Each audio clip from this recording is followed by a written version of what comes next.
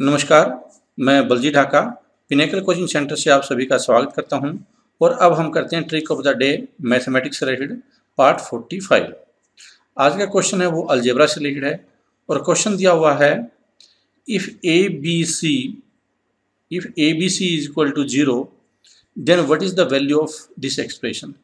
ये जो frequently asked question होते हैं उसमें से एक होता है ये वैरायटी। और इस तरह के क्वेश्चन को आप कैसे सोल्व कर सकते हैं, दो तरीके से कर सकते हैं।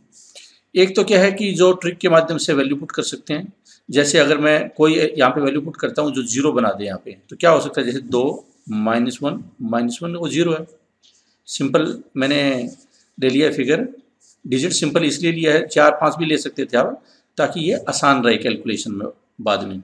तो देखो ये 0 बन गया। आप और दूसरा फिगर भी ले सकते थे यहाँ पे। अब आता है कि इसमें मैं ये ए की जगह 2 रख दूंगा, बी की जगह 1 रख दूंगा, -1 रख दूंगा, सी की जगह -1 रख दूंगा।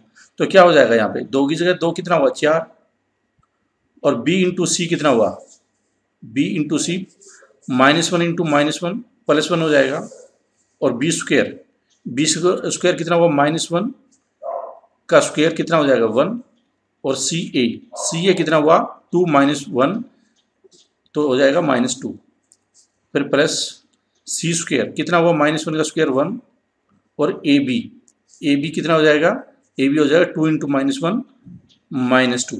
तो देखो 4 में से ये आधा है 1/2 -1/2, तो ये कितना हो जाएगा 1, 4 में से 1 है 3, तो इसका आंसर हो जाएगा 3। तो एक तो यह है कि इस तरह के ट्रिक के माध्यम से आप वैल्यू पुट करके सोल्व कर सकते हैं। दूसरा क्या है कि इसको फुल मेथड से सोल्व करने की कोशिश करते हैं, वो भी आसान है, कोई मुश्किल नहीं है। हम क्या करेंगे, इनका एलसीएम ले लेते हैं।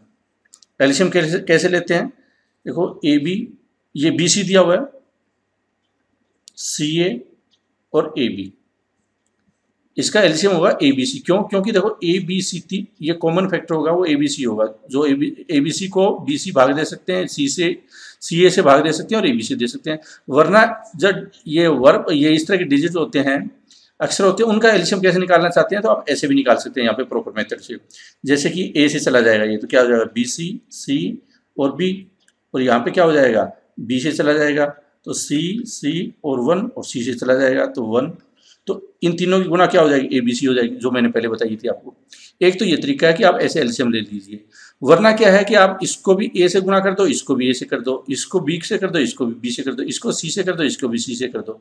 आप ऐसे भी कर सकते थे, तो भी ए बी सी इस फॉर्मेट में जाता।